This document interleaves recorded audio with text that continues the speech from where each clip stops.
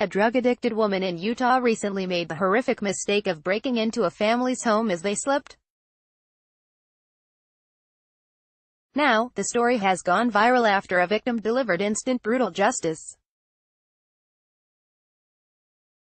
Screenshot from live video at the scene of the shooting. Background, Michaela Yeaman. Inset, photo credits, YouTube, DB, Facebook. Michaela Yeaman, in West Jordan, Utah. 23-year-old Michaela Yeaman recently figured out just how dangerous it can be to break into a random stranger's home. Like many other home invasion stories to come out in the last week, the intruder was not welcome. But, unlike many of the other cases, the homeowner in this story wasn't about to become a statistic. According to local news source Fox 8, the home invasion took place on Friday, June 8, 2018, at approximately 5:30 a.m. Police said that Yeaman broke into the family's residence through the garage moments before the 26-year-old father in the home went to investigate the disturbance. At the time of the break-in, the man's 25-year-old wife, their child, and a 58-year-old grandmother were all sleeping in the home. Little did the intruder know that her life was about to take an unexpected and horrific turn. According to police, the father in the home was armed at the time that he confronted Yeaman, and a verbal altercation took place. To protect his life and the lives of his 3 other family members, the homeowner shot and killed Yeaman. While many people would scrutinize the homeowner for taking the life of the drug addict in his garage, the bottom line in this situation is that the father had every right to protect himself and his home. When officers from the West Jordan Police Department arrived, they found Yeaman lying dead on the floor and the family of the home unhurt. Yeaman's decision to commit crimes had finally caught up to her, and this break-in resulted in her death and the devastation of her family. According to local news source KSTU, Leanne Yeaman, the dead suspect's mother, spoke with to the news station about her utter shock when she learned of her daughter's death. "I knew she was going to die for like a week," Leanne said.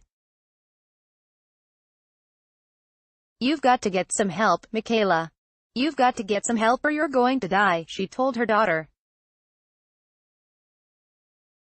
Because of Michaela's bad life choices, her mother and family have been left to grieve over their loss. And the innocent family she tried to victimize was left traumatized. "None of it makes sense," Leanne said. Michaela could have chosen a different path, but stealing to support her drug habit was more important to her than getting clean and earning her way through life. In a statement to KSTU, Officer Scott List with the West Jordan Police Department said, "A citizen of Utah has a right to protect their property, so certainly going to look into that, especially when it's your home. When an intruder enters your home, they should be worried about the possibility of dying as a result of a confrontation with a fed-up homeowner." Leanne described her initial reaction when she learned of her daughter's death. "I fell to the floor in total shock, screaming," she said. Then, denial set in and Leanne did not want to acknowledge that her daughter had been killed. "You're lying, that's not my daughter," she said, remembering what was going through her mind when the police told her that her daughter had been killed.